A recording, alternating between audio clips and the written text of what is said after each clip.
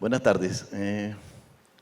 A continuación, quería hacer una breve introducción que desafortunadamente uno le gusta entrar en campos polémicos, conflictivos y de difícil investigación, como son los galeones, las macuquinas de Nuevo Reino y el período de la independencia. Esos tres capítulos son muy complejos hoy en día, nos da adrenalina a todos los que estamos involucrados en estos menesteres, porque falta mucha documentación, porque realmente son unos temas inexplorados y porque las condiciones que se hicieron no quedaron esos testimonios que nos facilitan la investigación. Hoy queremos presentar el circulante de la independencia. Desde la época de la Revolución Francesa, que tuvo una gran influencia en nuestros territorios, primero con la Revolución de los Comuneros y luego con el Grito de Independencia en 1810, ya habían esos signos de revolución. Entonces Colombia tenía un problema y una cualidad. Primero, no había plata. Las minas de plata sí las habían, pero muy poco exploradas o técnicamente exploradas, porque los españoles sufrían de enfermedades prematuramente y los indios pues tenían muchas dificultades, mucha indisciplina. Las primeras apariciones de circulante, después del el tema de los canjes y los trueques, fue el trabajar con pepas de oro y pepas de plata y polvo de oro. Realmente fue un periodo muy complicado. Entonces vemos aquí algunos trozos que se preparaban, pero el canje era supremamente complicado. Las negociaciones eran imperfectas. Entonces se crearon las casas de fundición. Esas casas de fundición se encargaban de cobrar los quintos, porque la corona española tenía el interés en que se lograra recaudar ese 20% de toda transacción comercial. Y fue así como se crearon en la Nueva Granada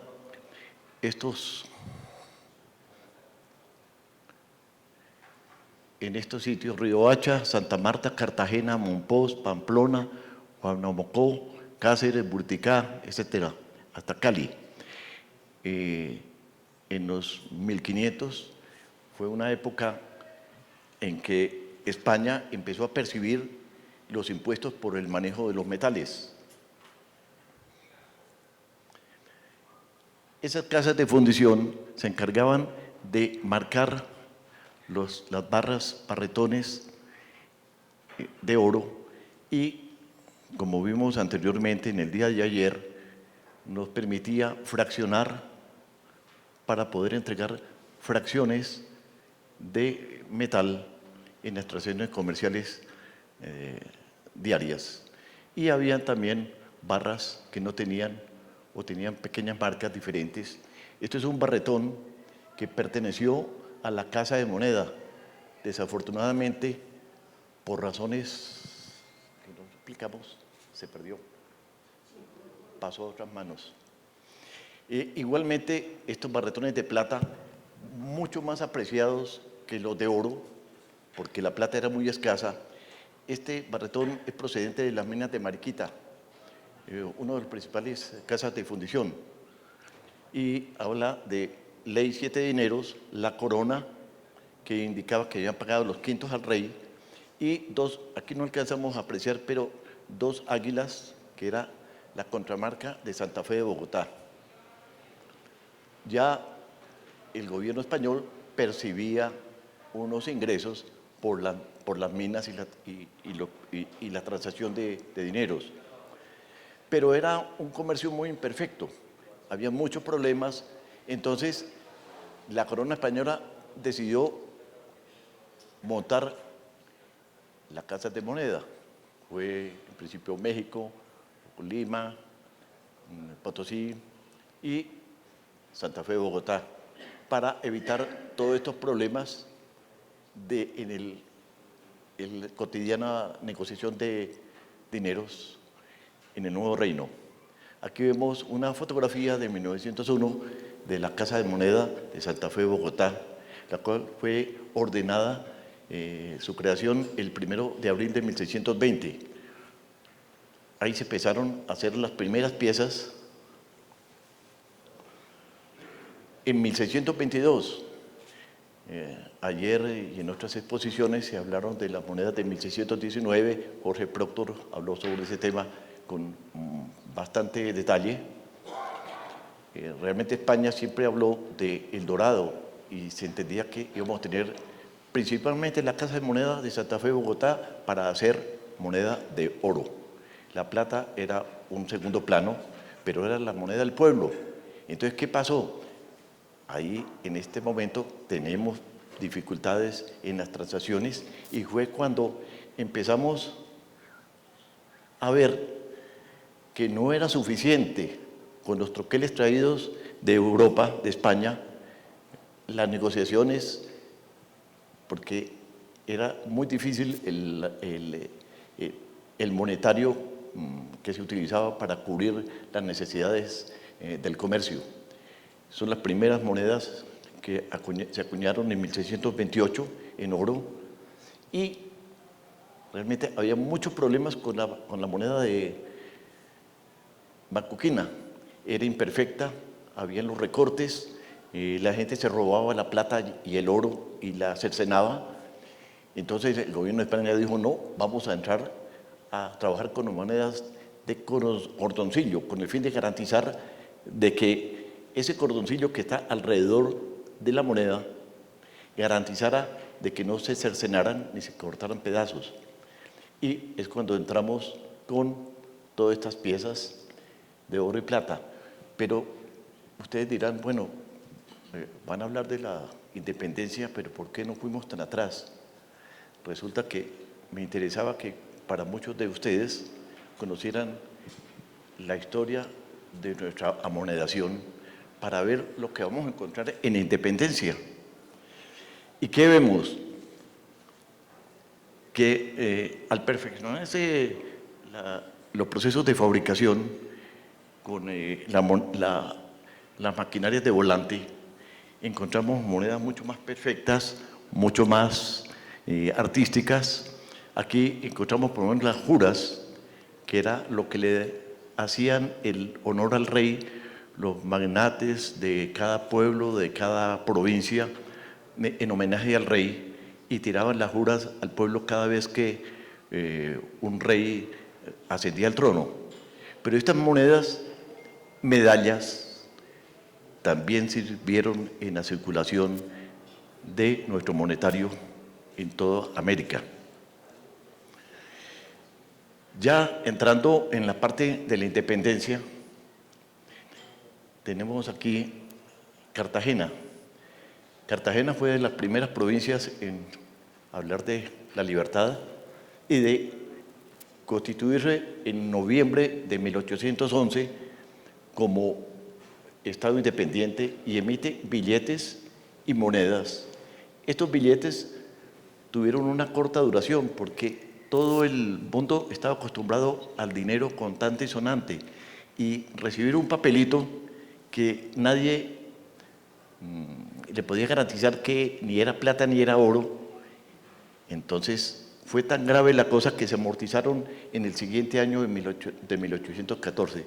La vida fue muy corta, al igual que estos reales que se hicieron en Monpós y que finalmente fue rechazado por el pueblo. ¿Cuál fue la solución?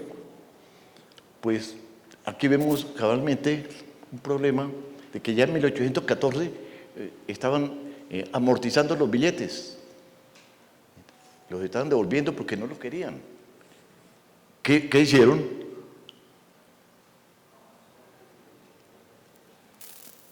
Emitieron monedas de cobre. en medio y 2 reales para cubrir las necesidades. La gente prefirió el cobre a los papelitos. Y ahí es donde vemos piezas muy crudas, muy artesanales. Encontramos hoy en día una gran diversidad de diseños, gran diversidad de la India con el turpial, y tenemos la palmera de coco, y hay piezas de 1812, 13, 14, y realmente hay algunas piezas sin fecha, anepígrafas, y hay otras, aquí vemos tan crudo que este en 1814 está el 4 al revés.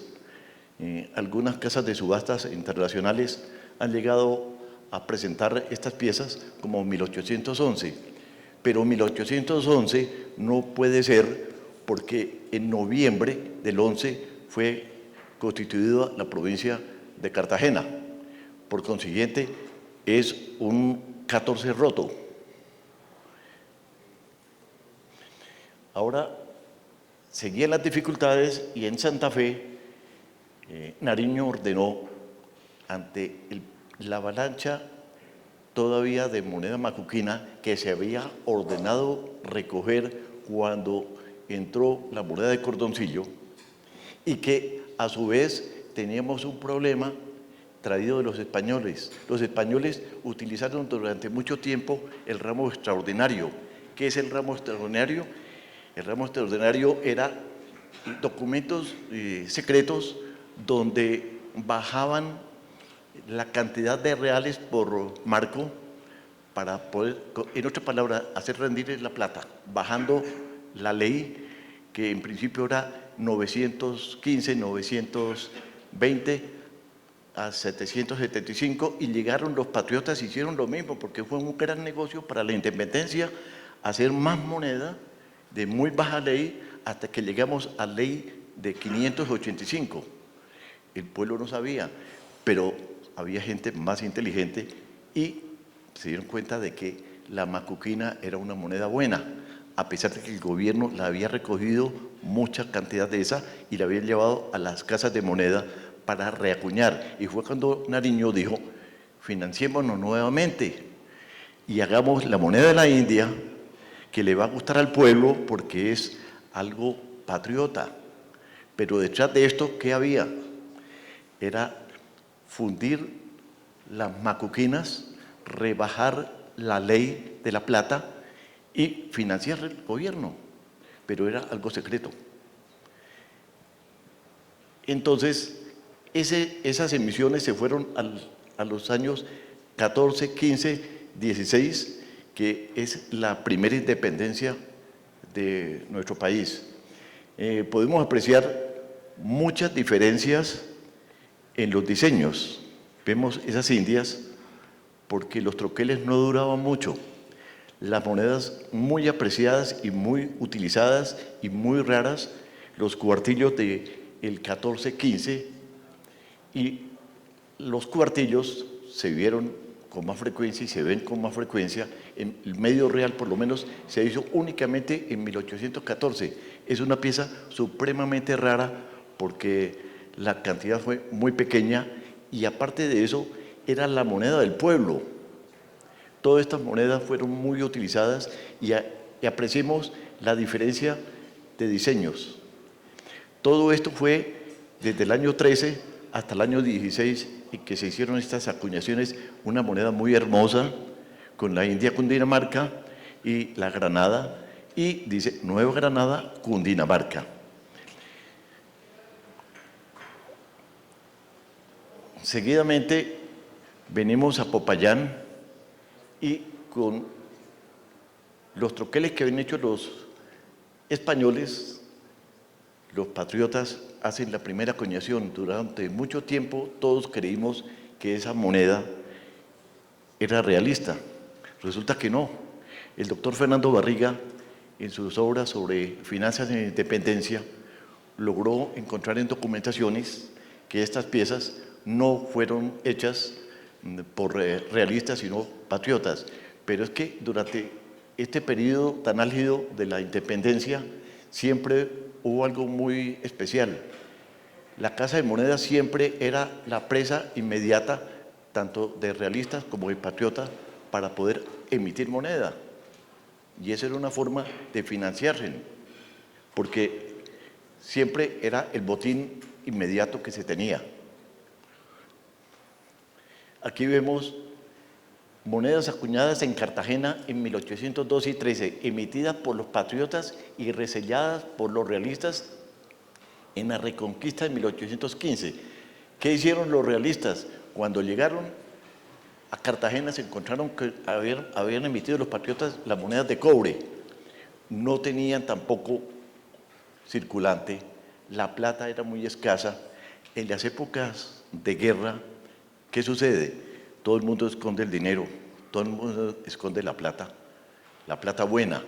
Y la ley de Graham dice que las monedas malas desplazan a las monedas buenas y se esconden, se pierden, y tenemos un problema muy grave de que hay que pagar. Los ejércitos necesitan, la economía necesita un circulante. ¿Qué hicieron los patriotas?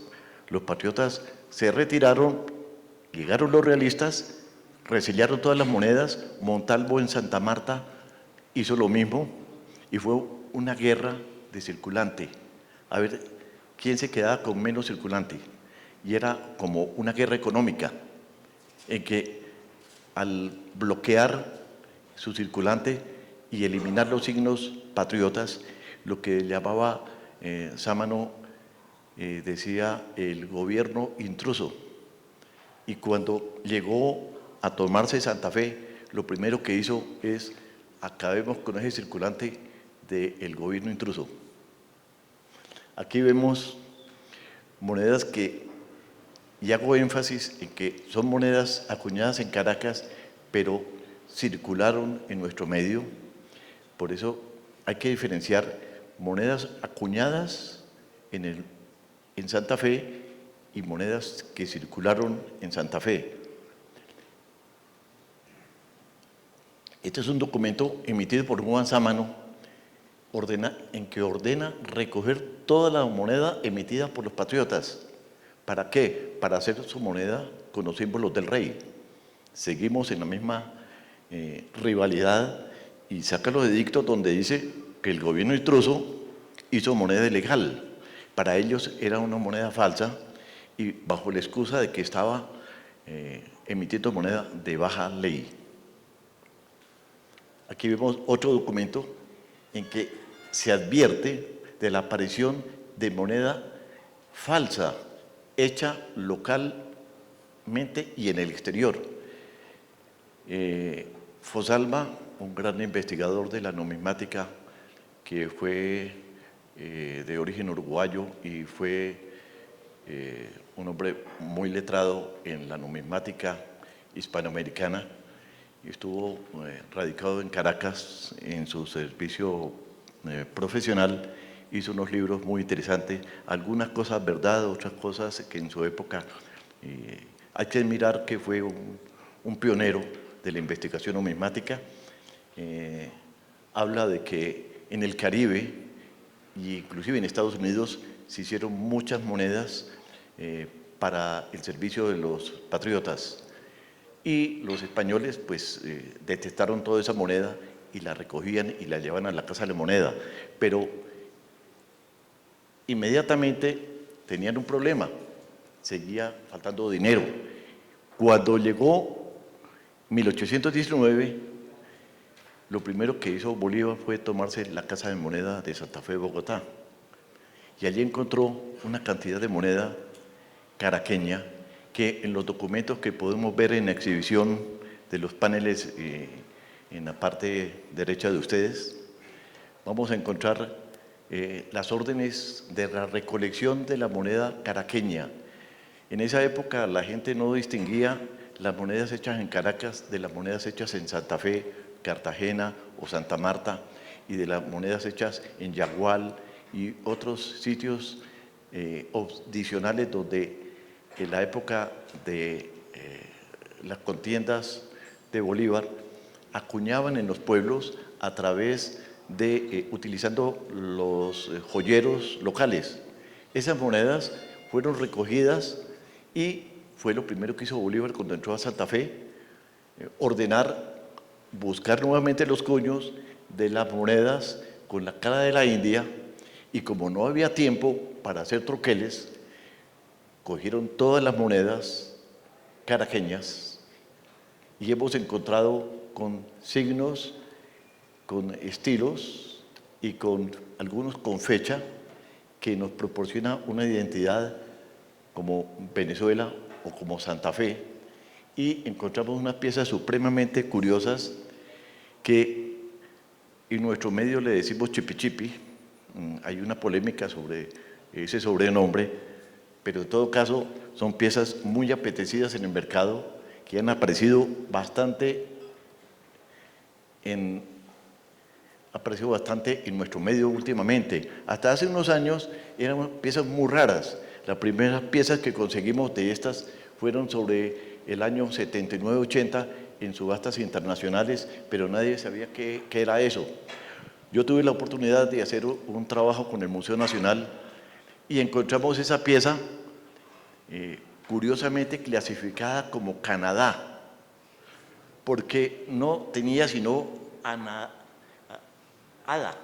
Entonces, cuando el clasificador de esa época, ADA, dijo, es Canadá, y estaba hasta que nosotros le hicimos corregir. Luego vienen otras acuñaciones de Santa Fe. Seguimos ante la escasez de plata. Tuvimos las acuñaciones en Santa Marta, Santa Fe, monedas en cobre. ¿Por qué el cobre? El cobre era muy barato porque era lo que se utilizaba para construir los barcos. Entonces, generalmente en los puertos desechaban cierto cobre y con él lo reutilizaban, haciendo una moneda barata para suplir las necesidades de toda la época. Y, curiosamente, Montalvo logró hacer unas piezas de 2 reales de 1820, piezas muy apetecidas, con un bonito diseño, también muy escasas. La del 20 de Santa Marta es una pieza supremamente común. Recientemente, en la vía de Santa Marta a Barranquilla, haciendo unos ductos, encontraron costales con piezas de estas cantidades de piezas. Las raras son piezas muy bien acuñadas, pero también se produjo mucha pieza muy cruda. Seguramente tenían mucha necesidad en conseguir poder suplir las necesidades del momento.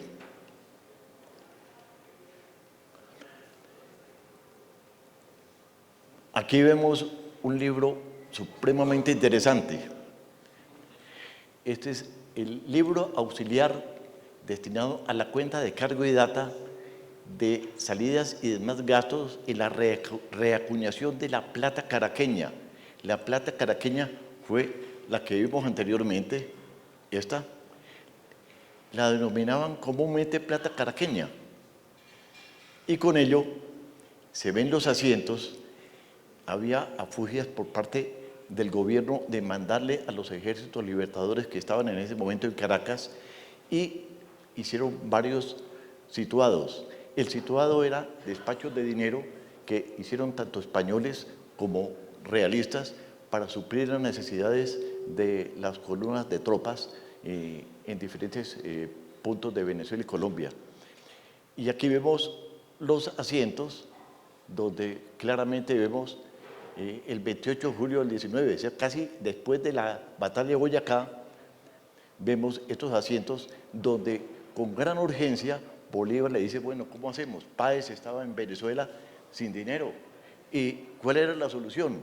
Pues tomar toda la moneda que se había tomado, se había recogido con anterioridad y que estaban en la casa de moneda, y suplieron las necesidades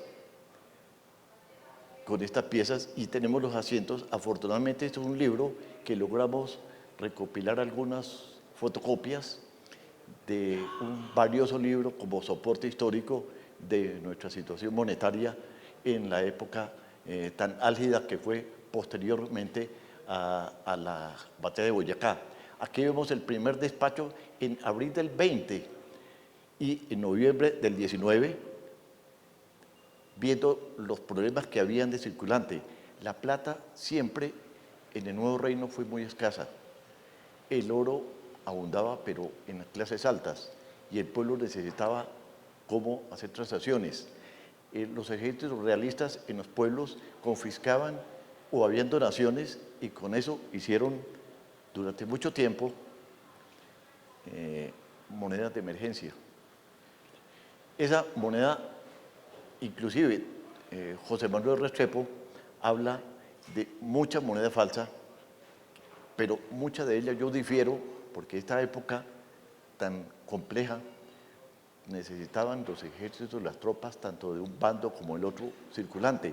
Cuando una familia donaba sus alhajas, las bandejas de plata, los cubiertos de plata, no le iban a entregar a las tropas, al uno un tenedor, al otro una cuchara, al otro un pedazo de bandeja, porque nadie se le iba a recibir ni había una garantía. ¿Qué hicieron? Recurrieron a joyeros en los pueblos que fundieran, hicieran unas monedas muy crudas para pagarle, inclusive los generales o los directivos de las tropas le pagaron en oro, porque muchas personas donaban las cadenas, los anillos, y muy seguramente en el futuro vamos a despejar y vamos a encontrar esas piezas que ya se denominan arqueológicas, porque seguramente si hubo emisiones en oro, esas piezas en oro se fundieron muy rápidamente. Nos quedaron testimonios mayores en moneda de plata. Aquí vemos José Manuel Restrepo oportunamente dando la alerta sobre estas acuñaciones que para ellos son falsas y que venían inclusive de Inglaterra, de Estados Unidos y del Caribe. Esto era un tire y encoge entre patriotas y españoles. Entonces, ¿quién acuñaba? Cuando llegó ya los realistas, empezaron a hacer las acuñaciones en moneda con signos realistas, y vemos monedas de plata, cuartillos de 1817. Popayán se destacó mucho en la moneda de 8 reales, monedas desde 1811 supremamente apreciadas. Al tomarse en las casas de moneda, indistintamente tanto patriotas como realistas pudieron haber hecho acuñaciones con los troqueles de la contraparte. ¿Por qué? Porque necesitaban dinero. Y vuelvo y repito, la casa de moneda fue siempre presa, en primer lugar, de los ejércitos que se tomaban una u otra vez la casa de moneda. Era hacer moneda. ¿Para qué? Para solucionar los problemas económicos del momento. Aquí vemos algunas piezas de Cartagena de necesidad acuñadas entre 1815 y 1819, curiosamente utilizando, como legalmente no podían emitir piezas los realistas por orden del rey, si no fuera la autorización previa del rey, y bajo ciertas condiciones y con las leyes establecidas, emitieron unas monedas con fechas fantásticas. Eso era para eludir. Ya en esa época se hablaba de ilusión. No era contravenir las leyes, sino ¿quién la hizo? ¿Quién sabe? ¿Con qué fecha? ¿Quién sabe? Y aquí vemos precisamente fechas supremamente interesantes, 188, 931, en fin, piezas muy crudas, y se hablaba de plata mala, porque era una mezcla de todo lo que recogían para hacer moneda también de emergencia, imitación de las monedas macuquinas. ¿Pero por qué monedas macuquinas? Porque el pueblo tenía en la memoria de que la moneda macuquina era buena, pero la gente era ignorante en el sentido y no distinguía que era Lima, Potosí, originales de las piezas de emergencia, y fue aceptado bastante por el pueblo. Circuló por mucho tiempo. Son piezas que hoy en día andan supremamente escasas, sobre todo las piezas de 4 reales. Vemos 2 reales que curiosamente son también muy pocas, y de un real, con los castillos y leones, y curiosamente ellos cometieron el mismo error que muchas de las acuñaciones macuquinas, y era la inversión de leones y castillos. Curiosamente, siguieron haciendo, era tan minucioso la imitación que repitieron los mismos errores, porque acordemos que el león es castillo-león y león-castillo. Entonces cometieron el mismo error y la imitaban y ponían la L de Lima. Estas piezas, aquí vemos las monedas de Cartagena, que se distinguen por el capitel. Ese capitel es en una forma de rosa, muy diferente de otros sitios, y es una de las posibles bases de asignación a Cartagena. ¿Por qué? Porque se tomaron los mismos troqueles que vimos anteriormente en las monedas de cobre. Ellos no desecharon esos cuños y los siguieron trabajando. Los troqueles no duraban mucho. ¿Por qué? Porque era hierro cianurado. En esa época no había la tecnología de tratamientos térmicos que permitiera largas acuñaciones, sobre todo con la moneda de plata, que es muy blanda. Entonces cianuraban generalmente el hierro, y la corta duración hacía que tenían que ser muchos troqueles para poder cubrir las necesidades que le exigía el mercado.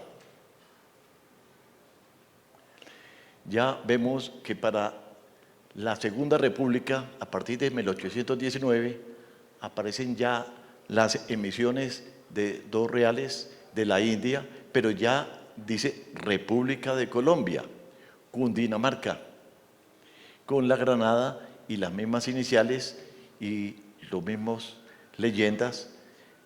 Y vemos aquí una pieza muy curiosa que ya Carlos Isa nos habló ampliamente de la moneda de 1822, que no fue la última, esta es la última moneda con signos republicanos con la India y la Granada, que fue en 1823. Pero decimos por qué. Resulta que en 1821 era legalmente hacer las monedas en esa fecha. No había autorización del gobierno para irse a cubrir necesidades posteriores. Entonces, ¿qué hicieron? Tomaron los troqueles del 21 y no le cambiaron la fecha. Hubo algunas pequeñas indiscreciones, diría yo, y emitieron unas pequeñas cantidades con el 23. Esta moneda es supremamente escasa, y cuando el grabador se dio cuenta que la había embarrado, corrigieron y encontramos algunas piezas de 1821 o 1823 que se le ve en el fondo la corrección de la fecha. Es muy simpáticas esas piezas y muy escasas, y generalmente en estados bastante pobres. Y estas piezas se fueron hasta 1827. De estas monedas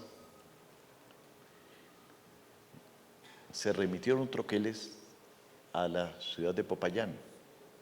Y si vemos en los paneles allá, están los documentos, soporte de esas remisiones, en que no figura el BA como SECA, que era Bogotá, sino que decía simplemente JF.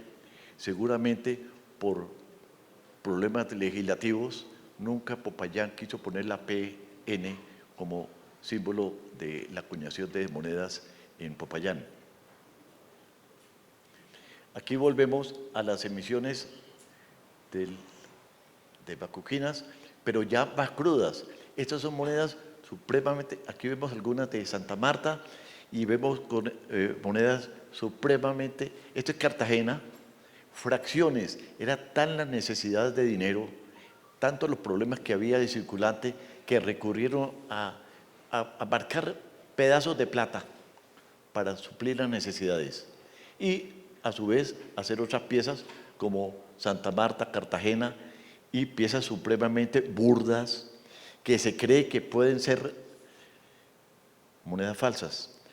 Pero nosotros lo que tratamos de develar estas historias donde no tenemos los soportes, donde no tenemos historia, donde no tenemos documentos, porque eran monedas generalmente obsidionales, quiere decir, sobre el camino de las tropas en los pueblos hacían acuñaciones de emergencia para suplir las necesidades de compra de alimentos de las tropas, hacían monedas supremamente crudas, recurriendo ¿a quién? A los joyeros, a los plateros del pueblo, que le daban una moneda y decían, imíteme esta y sáqueme 50 para darle a las tropas para cubrir necesidades. Y lo tomaban como la moneda macuquina.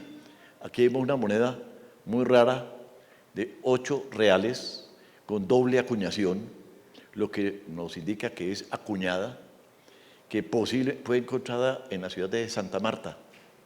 No tenemos información, la traje a colación porque me pareció muy interesante, con una fecha fantástica también, pero que para mí es parte de la solución del momento. Seguimos con piezas, algunas muy interesantes. Recientemente un amigo mío encontró esta pieza supremamente interesante de Granada y Castillo, un diseño muy interesante. Aquí monedas de Cartagena de medio real con fecha fantástica 1800. Piezas de mucha imitación, tan al detalle que tiene los mismos trébol de la moneda mexicana, pero hay una cosa muy importante que uno encuentra, bueno, pero ¿por qué eso es México? México tiene una cruz trebolada en las esquinas y aquí vemos que es potenzada y un castillo supremamente crudo y parece una lagartija el león. Esto es una moneda de emergencia. Esto no tiene cabida dentro del monetario mexicano, porque es una moneda supremamente cruda. Vemos que está descentrada el de Plus Ultra. Esos son los signos que nosotros lo que estamos tratando de develar en estas épocas tan difíciles, las tomamos como soporte para decir que son piezas de emergencia, o pueden ser falsas, pero en una época tan convulsionada, yo creo que había negocios más interesantes que falsificar moneda con todos los problemas que había en ese momento. Aquí vemos otras piezas, y estas piezas que generalmente han aparecido en el mercado, le han denominado gota de cebo.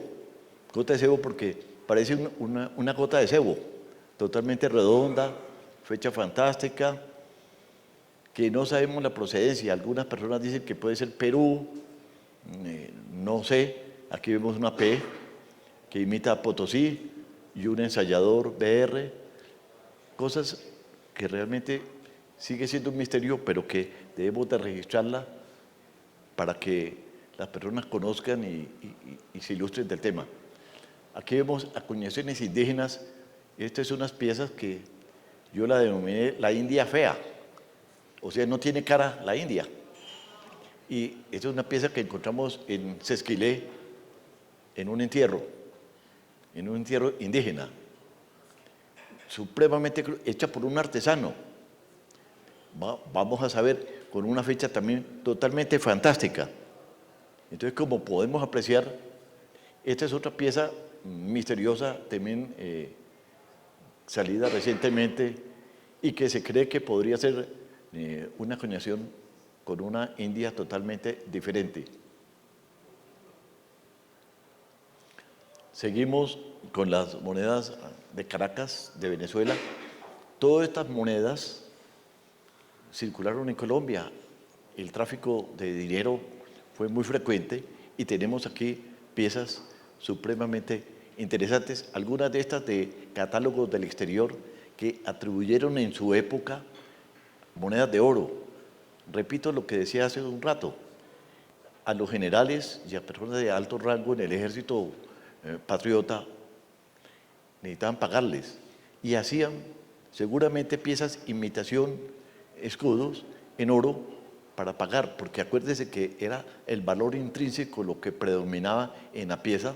Entonces el que la recibía simplemente la pesaba, y si pesaba un escudo, pues la recibía.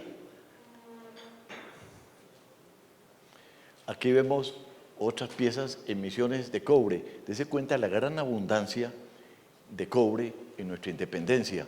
Fue el recurso barato para solucionar los problemas del dinero, no solamente en Colombia, sino en Venezuela.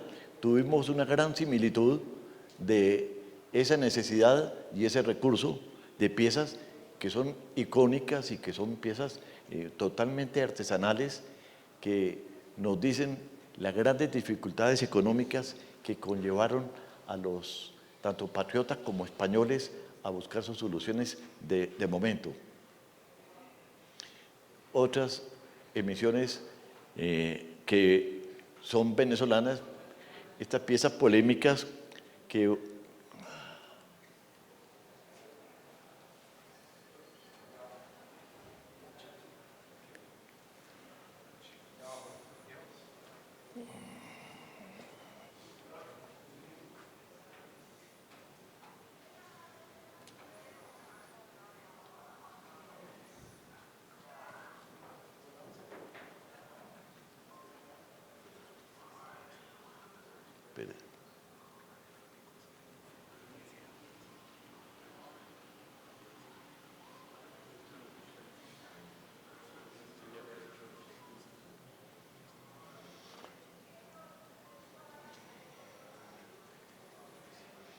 bueno, aquí vemos piezas muy curiosas de los situados generalmente cuando hay necesidades en Santa Marta o en otras poblaciones recurrían a lo que se llamaba comúnmente los situados.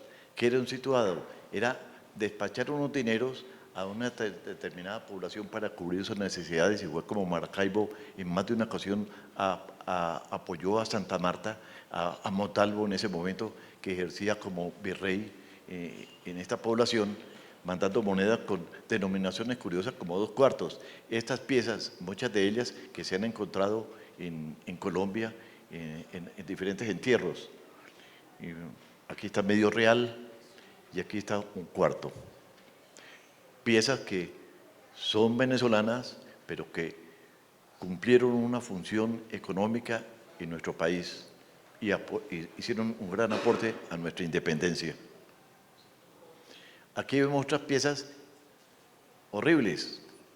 Esas son las piezas que les decía anteriormente que se hicieron y que considero que son monedas de emergencia, monedas muy crudas, imitando las verdaderas. Y si un falsificador fuera a hacer monedas para engañar al pueblo, no las iba a hacer crudas, no creo, porque lo detectan inmediatamente. Yo digo que cuando usted imita algo, tiene que hacerlo casi igual a la original para que pase desapercibidamente. Pero cuando es un recurso de curso forzoso, en una situación de obsidional o de emergencia, ¿qué hacemos? Utilizamos lo que nos llegue. Lo que importante es que represente plata y que me la reciban.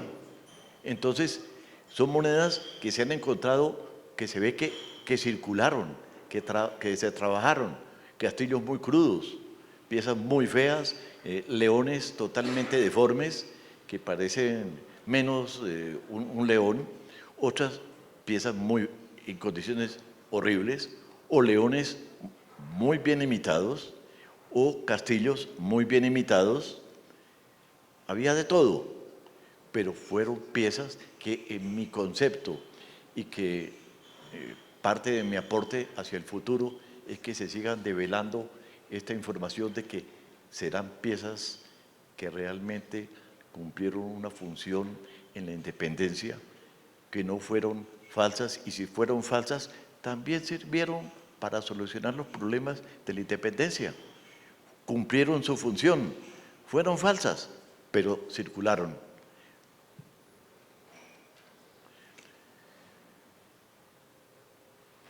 Ya entramos en la parte de las órdenes de la Superintendencia General de la Nueva Granada, ordenando a la Casa de Moneda la acuñación de monedas de 8, 4 y otras denominaciones.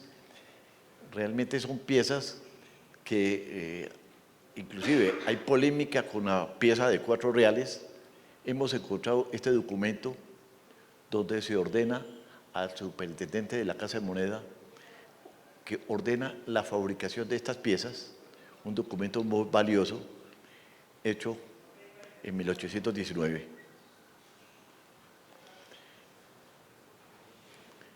Aquí, igualmente, complementando el anterior documento, dan una orden a la Casa de Moneda para reacuñar toda la moneda recogida, desbaratarla, en otras palabras, fundirla, y hacer monedas de 8 y 4 reales a la ley y peso de la que se han acuñado. Existe una sola moneda en este momento de 4 reales, de 8 reales sí tenemos en 1819 una buena cantidad, que esa moneda por ser única ha tenido algunas polémicas, que los diseños son un poco diferentes, pero como vimos anteriormente, las monedas de la India tuvieron varios grabadores, varios cuños, porque los cuños no duraban, generalmente se rompían. Aquí vemos las emisiones de Libertad Americana de 1819 emitidas por la Casa de Moneda en la segunda independencia, que es el soporte del documento anterior, donde vemos piezas de 2 reales y dice Libertad Americana, Nueva Granada, Libertad Americana, Nueva Granada y 8 reales. Piezas bastante apetecidas y que marcaron esa segunda independencia de Colombia con la moneda de la India o denominada China, que en otras es una representación de la India con Dinamarca. Era tal la escasez de dinero que se recurrieron a papeles y a documentos. Aquí vemos, digamos, un vale de la época en que le tomaron a una señora 11 reses y la llevan a las tropas republicanas que marchaban para Antioquia, y en el documento dice que se debe de redimir posteriormente a la señora a cambio de un valor de 11 reales cada animal. Eso fue en agosto de 1820, era el momento crucial de dinero circulante en ese momento. Vemos otras emisiones republicanas de monedas de 1 cuarto, que casi que son epígrafos, de 1 cuarto, 1821, esa hoy hecha en Bogotá. Aquí no tiene seca. Seguramente hicieron troqueles para Popayán, pero no tenemos documentación de esas acuñaciones. Está en Bogotá, y lo mismo que hubo varias acuñaciones, tanto en 2 reales, 1 real y 4 reales, en que simplemente con el JF y otras con BA, que indicaba que era marca de seca. Aquí podemos notar las diferentes efigies de la libertad, que eran muy diferentes todos, seguramente retocaban los troqueles ante los desgastes prematuros de la acuñación. Esto es un caso muy importante, el vandalismo en el circulante. México, Colombia y otros países hemos encontrado monedas en que el rey le pasan un punzón por el cuello, como que quiere decir lo degollamos, y a su vez patriotas que cogían la simbología de la independencia y le hacían golpes muy fuertes, como desquizándose con rabia de la efigie de la libertad.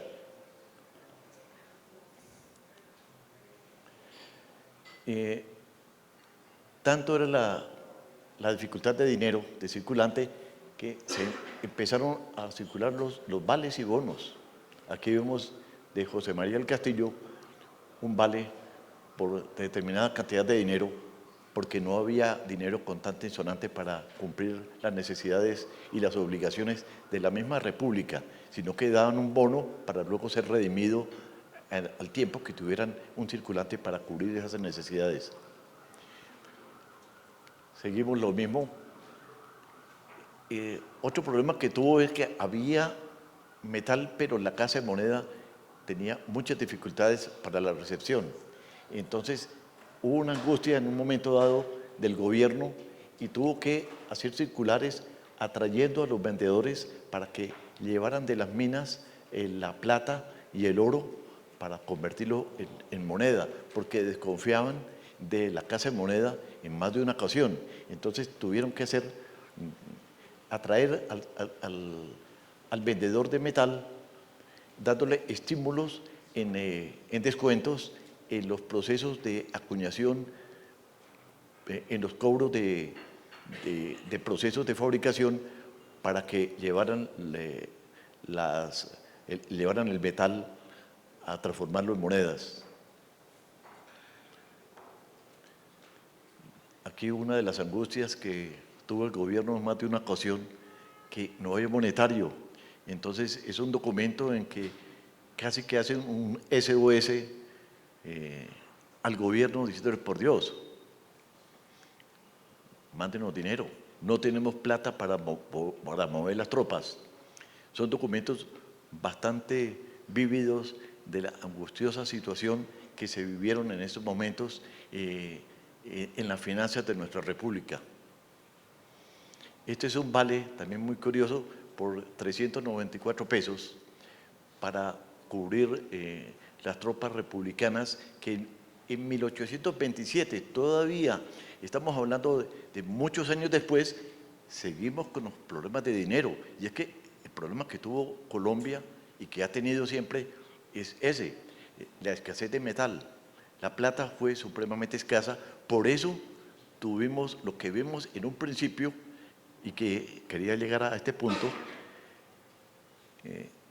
Colombia se inundó de moneda de Lima, Potosí y México. Hoy en día, en los descubrimientos que hacen con detectores de metales, hemos encontrado una gran cantidad de monedas de 1, 2, medio real. Generalmente esas piezas que eran el circulante del pueblo en los ríos y en entierros, porque fue lo que vino a darle la solución al circulante en Colombia. Aquí vemos algunas piezas ya entrando en la Gran Colombia, famosos cuartillos y reales, que realmente vamos terminando ya esa parte de la Gran Colombia con acuñaciones en oro y platino. Pero, ¿qué pasa? El platino desde un principio era el oro biche, lo tuvieron en la Casa de Moneda desde 1600, pero decían que era un oro biche porque no sabían cómo se fundía hasta que llegaron a descubrir los procesos para fabricar estas monedas, y la prueba es que desde 1800 tenemos monedas de 8 escudos que, curiosamente, las historias son muy interesantes. Estas monedas de platino, que en 1828 todavía se acuñaban.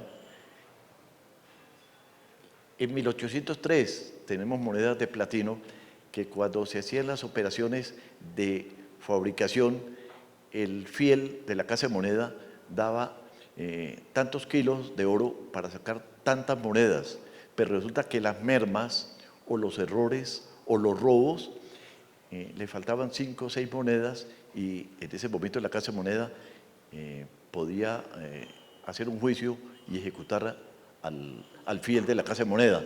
Entonces, ¿qué hicieron? Tomaban sigilosamente de las barras o del metal que tenían de platino en la Casa de Moneda, hacían las monedas en platino y las suberaban, las recubrían con dorado y las metían dentro del gran cantidad de monedas que iba saliendo. Posteriormente se fueron descubriendo, inclusive ya el rey de España, cuando se enteró de que era más valioso, si no igual al oro, ordenó llevar todo a España. Y en España hicieron idéntico que en Colombia, hicieron monedas en platino. Son monedas hoy en día muy apetecidas, y tanto españolas como de Nuevo Reino tenemos esas piezas de signos realistas.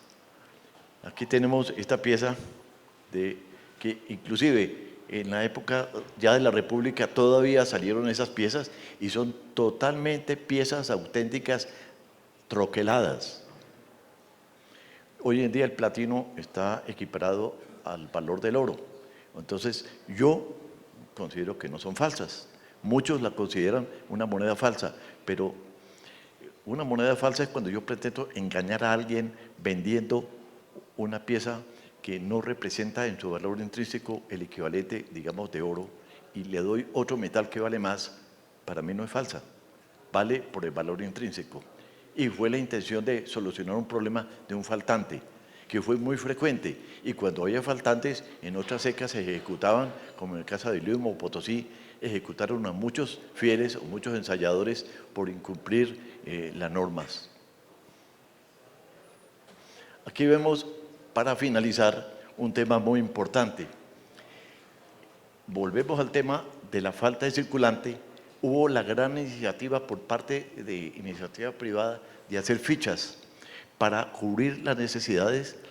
Hoy en día, afortunadamente, a los coleccionistas de fichas, que algunos de ellos muy amablemente me han prestado las piezas para hoy presentarlas acá, fue otra solución al circulante en la independencia. Desde 1777 y algunas otras que desafortunadamente, por no ser piezas en plata, la gran mayoría, sino en metales de menor valor, se perdieron en el tiempo.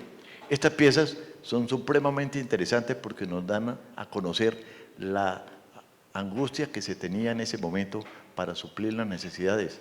Entonces vemos aquí piezas de 1816, una carga de leña, aquí 1800, son piezas de un gran contenido histórico y que fue la solución en el campo para pagarle a los empleados, para pagar obreros, para buscar un circulante, porque recordemos y para finiquitar, Colombia tuvo mucho oro, pero la plata era supremamente escasa, que muchas veces se recurrió a la refinación del oro, que era muy poquito.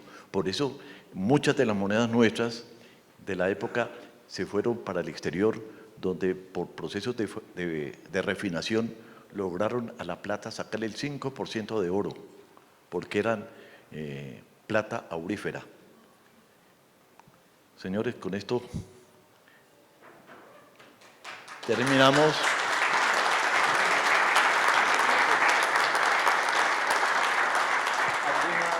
¿Alguna pregunta, alguna inquietud que tengan referente al tema?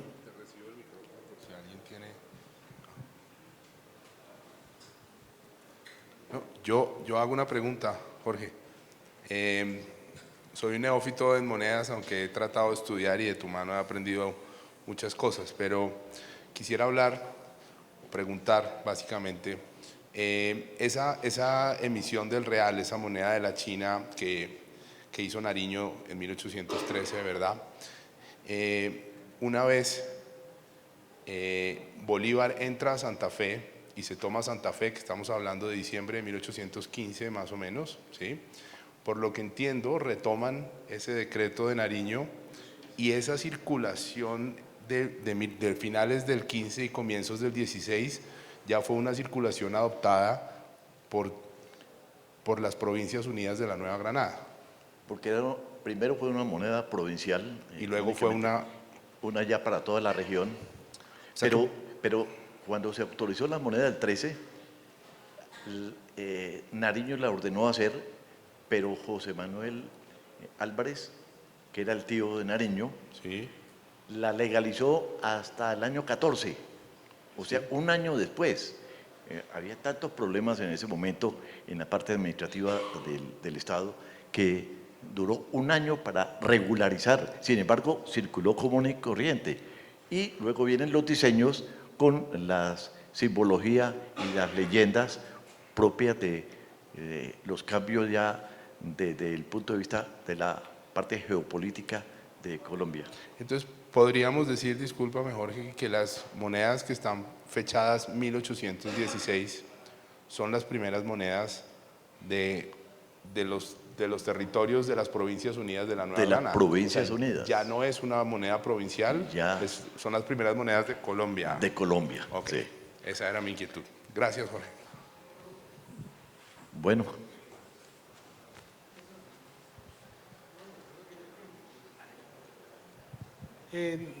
Buenas tardes. En Cartagena, en 1815 al 16, se acuñaron monedas de 4, 2 y de un cuarto de real atribuidas para Montalvo. Los ejemplares de 4 reales que yo he tenido la oportunidad de tener en la mano pesan entre 12 y 13 gramos. Sin embargo, he visto y he tenido otros ejemplares que pesan prácticamente la mitad, 6 gramos o 7, sin embargo dicen 4 reales. E incluso tuve la oportunidad de tener en las manos una china caraqueña acuñada sobre un 4 reales de Montalvo. Mi pregunta es, ¿qué pasó ahí? ¿Por qué se redujo tan fuertemente de un peso de 12, 13 gramos a uno de 6 o 7? ¿Qué pasó exactamente ahí? Precisamente era hacer rendir la platica, como se dice. Hay moneda feble, tanto vimos anteriormente con Carlos Sisa, que hablaba de moneda feble en cuanto a la ley de la moneda, pero también hay moneda feble del peso. Mantienen la ley, la pureza de la plata, pero bajan el peso, y fue muy frecuente durante toda la parte colonial. Esa moneda feble no la reprocesaba la casa de moneda. ¿Qué hacían la moneda? Se la daban a la iglesia. Entonces el curita tenía que ir a hacer mercado. Entonces llevaban la moneda feble y a él sí se la recibían, ¿sí? Y circulaba. Y tenemos monedas de medio real con unos pesos bajísimos. Entonces, generalmente, siempre las malas mañas se repiten y posiblemente los patriotas o los realistas siempre utilizaron hacer moneda feble porque el pueblo en su ignorancia no las pesaba. El simbolismo, por eso el simbolismo fue muy importante en la independencia para hacer la moneda macuquina de imitación, porque con eso aseguraba que la gente la aceptaba. Entonces vinimos de una época en 1772 en que el ramo extraordinario que hacían los reyes, en que a nadie le decían que bajaban la ley de la moneda, pero lo hacían en secreto, bajo so pena de muerte. Entonces bajaban la ley y cuando vieron los patriotas que eso era buen negocio, lo hicieron también. Y hoy en día, en otra forma, nos lo están haciendo nosotros todos los días con la devaluación de nuestro peso. Bueno, ya paramos. Gracias, Jorge. Muchas gracias.